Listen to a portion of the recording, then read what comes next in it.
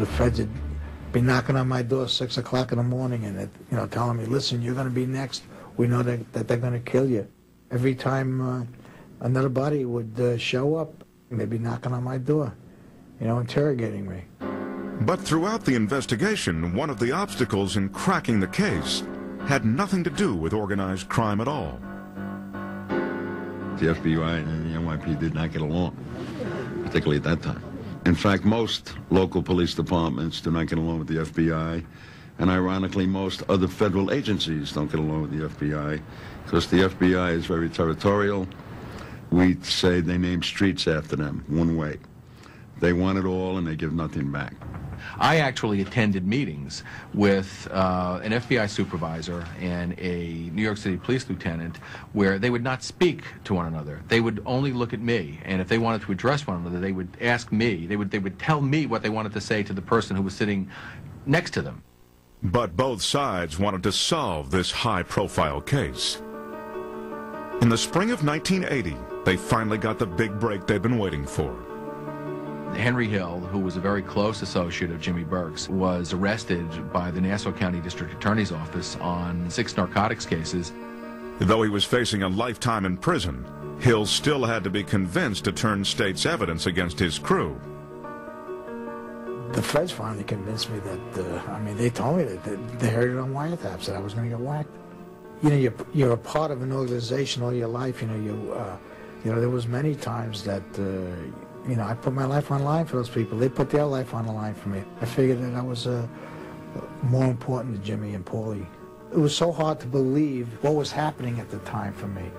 That everybody was getting killed, and how ruthless these people really were. I started to realize that it was money, it was the greed that, that was making them do this. And, little by little, the more people that got killed, the more I started to realize that, I just might be one of them eventually.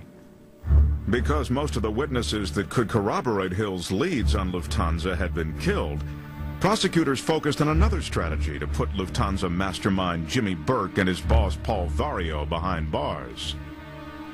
The FBI, when they do question you, they make you what they call a queen for a day. And a queen for a day is their terminology that if you're going to roll over or give evidence against somebody, you have to tell us everything you ever did or you were involved in. If you leave one iota out, you will no longer be queen for the day. You will be charged with that one crime. Henry Hill testified to all of the hundreds of crimes he had committed over the last 30 years. Those crimes often involved Burke and Vario. This was Ed McDonald's chance to nab the elusive mobsters. It's often called the Al Capone syndrome. If you don't get him on one thing, you get him on something else. But even with Hill's testimony, there was no guarantee that a jury would believe him. Henry Hill was an unusual witness, and his performance was very unusual. It was unusual in the sense that he was an easy mark for the cross-examiner. He was utterly despicable, utterly reprehensible. He had no redeeming qualities. The only thing that we had, that he had going for him as a witness, was that we had unmistakable proof that he was closely associated with the people against whom he testified. I was sitting there watching Henry Hill disintegrate on the witness stand, but at the end of the case, we were able to argue that if Henry Hill was so bad, what were they doing hanging out 24 hours a day with this lowlife? And so the more they cross-examined Henry Hill, I think the worse they made it for themselves. So in the long run, Henry Hill was a very effective witness. Although there was not a conviction for Lufthansa, Hill's testimony did lead to 2 convictions for Jimmy the Gent Burke. One for a basketball point shaving scheme, the other for the murder of a man named Richard Eaton.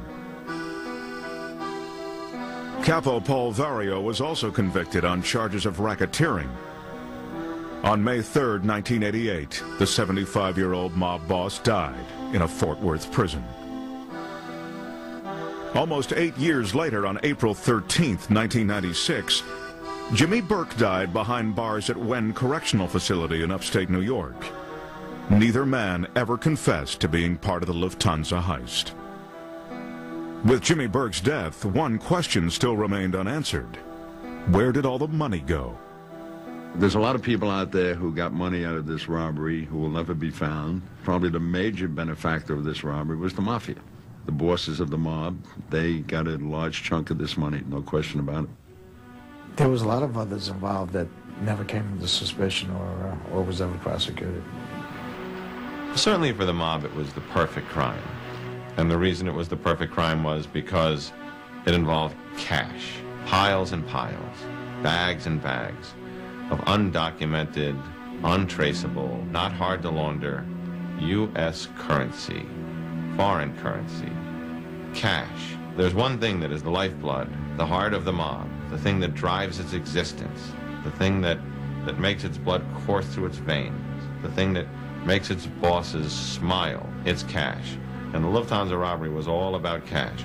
Nobody so much as scratched their thumb on a doornail. It was clean, it was quick, it was cash. You don't get more perfect than that.